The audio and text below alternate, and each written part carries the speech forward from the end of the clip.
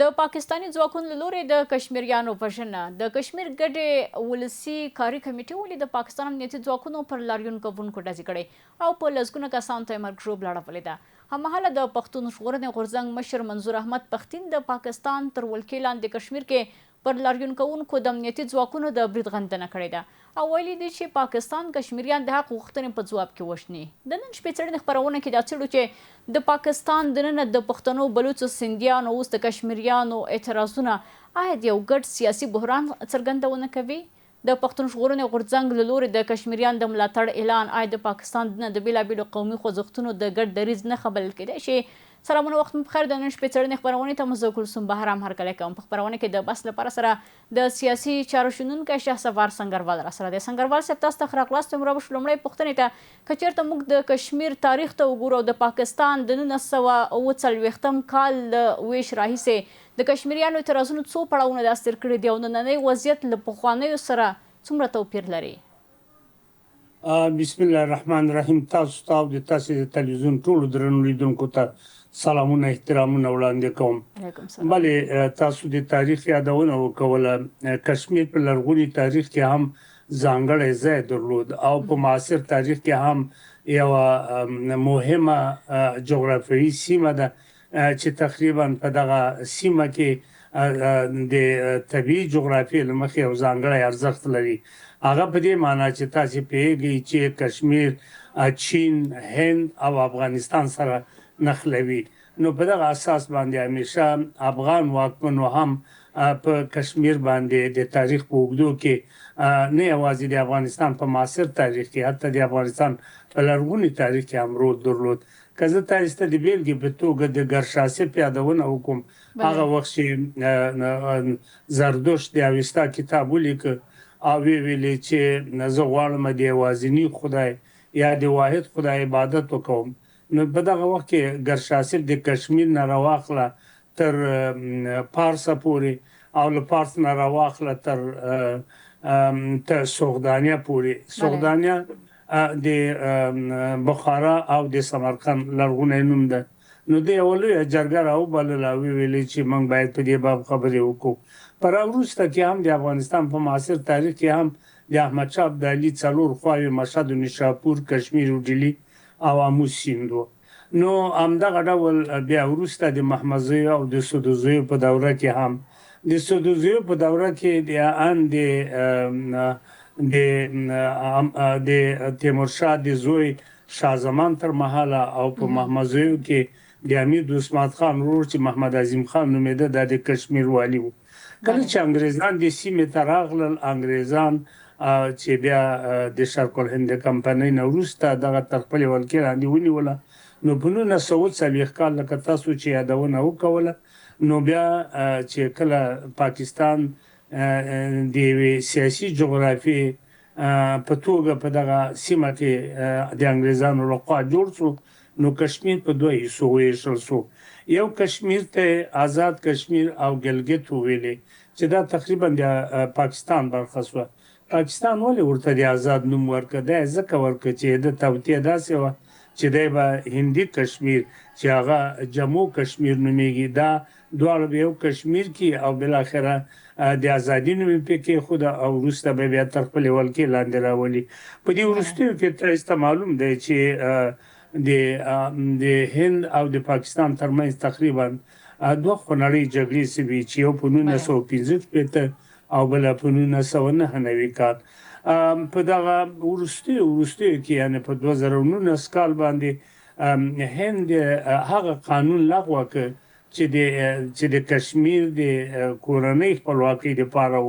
نو دې نه وروسته بیا تقریبا په دغه آزاد کشمیر چې ورته وایي یا ګلګت چې وایي، دی تقریبا په دې وروستیو کې لاریونونو ته ځکه لاره هواره کړه. هغه مهاجر یا هغه کډوال چې له هند نه دغې سیمې ته راغلي دي، پاکستان په لوی لاس دوی ته 12 چوکۍ ورکړې چې دغه د دغو کشمیریانو اصلي اوسیدونکو دپاره د ملولو وړ نه وي. نو له همغه وخت نه د پاکستان په وړاندې پاڅونونه پیل شول.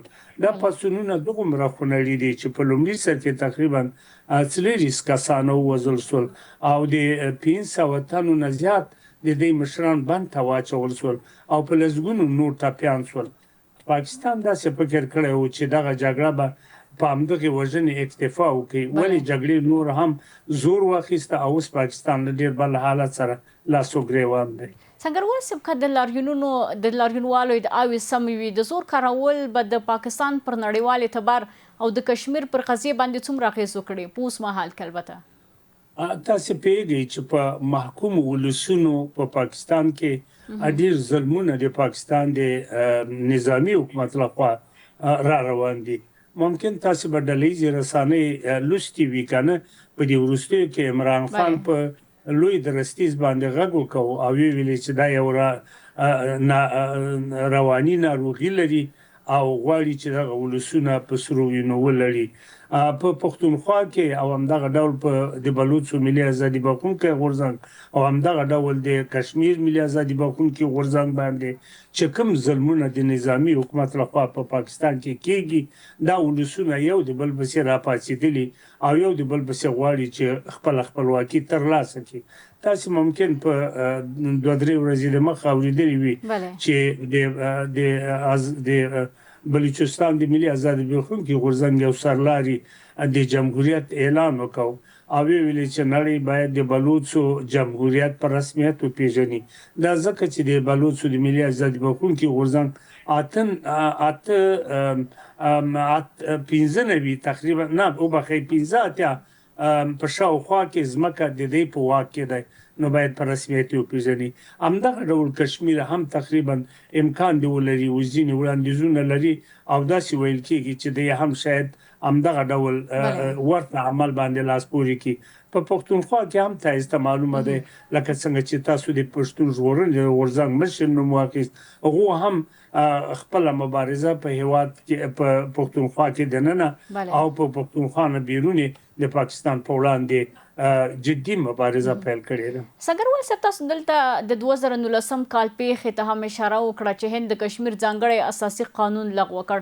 پاکستان د هند پر وړاندې دلته غږ پورته کړ. له دې سربیره کلونه د هند تر ادارې لاندې کشمیر کې د بشري حقوقو د سرغړونو په اړه هم غږ پورته کړی دی.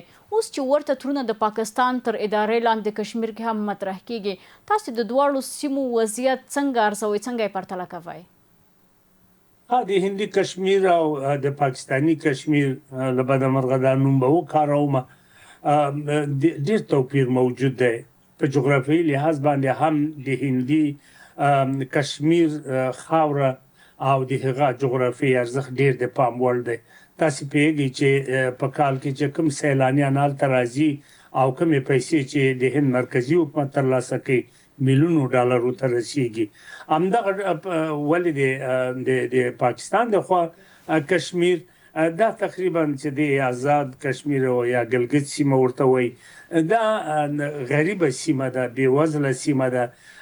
که څه هم د هند پر وړاندې لکه تاسې چې وویلې د هند پر وړاندې هم هغه کشمیر کې د هندیانو په وړاندې مبارزې روانې دي، خو بیا هم تقریبا په نسبي ډول ځوان د آزاد کشمیر او د ګلګت په پرتله باندې د دې ژوند ښه ده. ولې په پاکستان کې دا اوس دستي د پاکستان لخوا په آزاد کشمیر او ګلګت باندې برېښنا قطع ده، هلته د انټرنیټ اسانتیاوې نشته ده، ډېر رهبران د کشمیریانو زندان کې دي. یعنی دغه بد حالت د کشمیریانو دپاره نور د زغم وړ نه دی، نو ځکه خو د هرې ورځې په تېرېدو باندې دلته پاڅونونه زیاتېږي. سنګروال صاحب که په لنډه کې راته ووایي د هند تر ادارې لاندې کشمیریان ځانونه د خپل حکومت له پالیسۍ راضي ګڼي که دواړه خواوې ورته وضعیت لري، او اوس چې پاکستان کې کوم وضعیت روان دی د هند خواته کشمیریان چوپ پاتې دي؟ په اساسي توګه خو باید دا درته ووایم چې کشمیر دواړه کشمیرونه د دې حق لري چې باید د یو واحد حکومت په توګه یا د یو واحد خاورې په توګه په مستقله توګه باید دی په دغه جغرافیه کې شتون ولري. دا په دې معنی هغه وخت د پاکستان په نوم یو هیواد موجود نه و، ولې کشمیر موجود و. خو څومره چې تاسو د پرتلې خبره کوئ، د پرتلې نګاه د هندي کشمیر د خلکو ژوند د پاکستان د کشمیر په پرتله ډېرې اسانتیاوې لري. هم هغه د وخت اسانتیاوي هم د تعلیم او تربیه هم حتی که ویلی سم د بشري حقونو له مخې له پاکستان سره د پرتلې وړ ډیره نه دی مننه ولې سنګروال صاحب د بحث دوام ته به تر دمې وروسته راوګرځو اوس هم ورسو یوې لنډې دمې ته بحث دوام لري د خبرونې دوام ته ښه راغلاست په بحث کې د دوام لپاره سره د سیاسي چارو شنونکی شهسوار سنګروال راسره دی سنګروال صاحب دې پوښتنې ته به راشو چې تاسو مخکې ورته اشاره وکړه ولې په پاکستان کې د قومي حقونو غوښتنې اکثرا د سیاسي خبرو اصلاحاتو پر ځای د امنیت قانون او د نظم د ستونزې په توګه مطرح کیږي اصلي لامل یې څه شی دی اصلي لامل دا دی چې یو خو د پښتنه ډېره ښکلې ښایسته پښتنه وکوله او بل اصلي لامل دا دی چې د پاکستان حکومت یو مصنوعي حکومت دی د پاکستان حکومت د بریتانیا یا د انګریزانو لخوا جوړ شوی حکومت دی پاکستان هیڅ ډول لازم نه و چې په دغه خاوره کې داسې یو سیاسي حکومت رامنځته شي یا داسې سیاسي جغرافیه رامنځته شي چې نن د دغو ټولو بدبختیو لامل همدغه دی چې انګریزانو دغه هیواد د خپلو ګټو دپاره جوړ کړ په انګریزي کې یوه ډېره مهمه خبره چې تر اوسه خوله په خوله راځي او دا د وخت د صدراعظم نه راپاتې ده نو هغه ویلي دي چې موږ یو موټی خاورې ته ضرورت لرو چې دلته باید رامنځته شي چې هغه پاکستان دی نیم د افغانستان په خاوره آباد دی او نیم د هند په خاوره آباد دی په بېلابېلو وختونو کې حتی هند افغانستان ته پیشنهاد وکړو چې موږ به لاهور ونیسو خپله خاوره به لاندې کړو تاسې خپله خاوره لاندې کوئ یعنې د پاکستان جوړښت په دغه سیمه کې فقط د سرطان هغه ناروغي ده چې انګریزانو په دغو ولسونو باندې نازل کړې کومه پوښتنه چې تاسې وکوله دا ډېره اساسي پوښتنه ده دې اساسي پوښتنې جواب همدا دی چې په مصنوعي توګه پاکستان دلته جوړ شوی هغه هم د انګریزانو یا د استعمار د برطانوي استعمار او اوس د امریکایي استعمار د ګټو ساتندویي کوي په دغه سیمه کې نو ځکه همیشه کله د هند سره جګړه کوي کله د افغانستان سره جګړه کوي او کله هم د ایران سره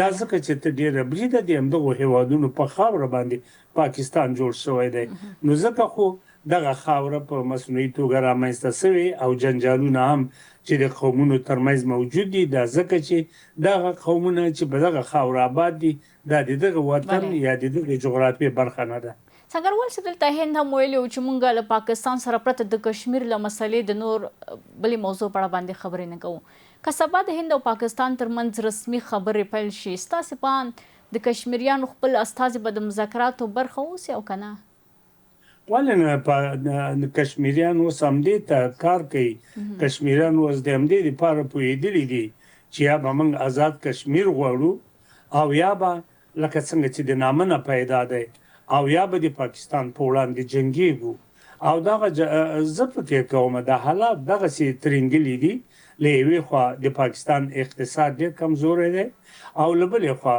د پاکستان اوسنی حکومت او یا خصوصا پوځي ادارې دومره امتیازات ترلاسه کړي چې بېوزله ولس یې په بېوزلۍ کې شپې تېروي او دوی د زندګي خاوندان دي تاسو پوهېږئ چې هر جنرال او یا هر لوی درستیز او یا هر بل پوځي چارواکی چې تقاعد کېږي له دندې ګوښه کېږي یا په لندن کې اوسېږي یا په دوبۍ کې اوسېږي یا په نورو غربي هیوادونو او په امریکا کې اوسېږي ځکه دلته هر یوې یو دوه درې کوره لري یو کې اوسېږي دوه درې په کرا ورکړي دي دا کمې پیسې دي دا د پاکستان د مظلوم ولس هغه پیسې دي چې دوی ترې لوټلي دي او بالاخره د دوی په پیسو باندې په داخل او خارج کې عیشونه کوي سنګروال صاحب دلته د پښتون ژغورنې غورځنګ مشر لکه مخکې هم چې ورته اشاره وکړه د کشمیریانو د ملاتړ اعلان کړی دی ستاسې په اند آیا د پاکستان دننه د بېلابېلو قومي خوځښتونو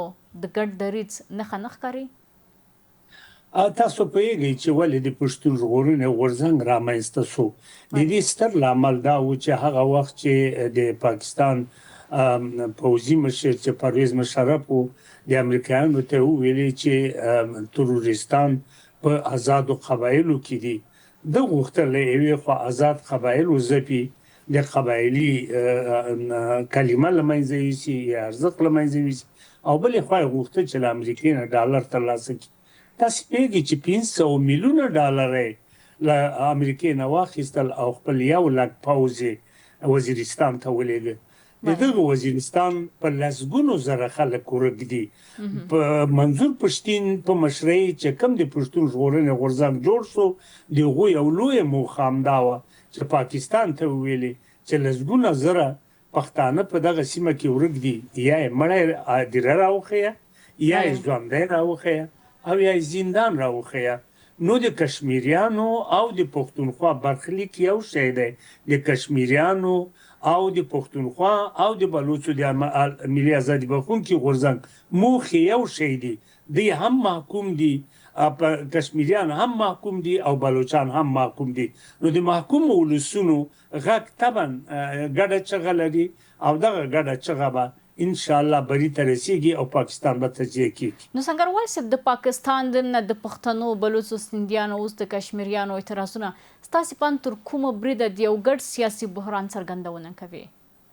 بلې ډېره ښه پوښتنه دې وکوله. تاسې پوهېږئ چې اول خو د ټولو درد یو دی، د دغه مشترک درد له مخې او د تاریخي جغرافیایي جوړښت له مخې او د تاریخ په اوږدو کې دغه ولسونه یا دغه خاوره لرغونی ارزښت لري. هم بلوچان تاسې پوهېږئ د افغانستان سیمه وه او د احمدشاه بابا په وخت کې چې هغه وخت کې حکمران نصیر خان د دې مشر و او د احمدشاه بابا مهمو کسانو څخه و.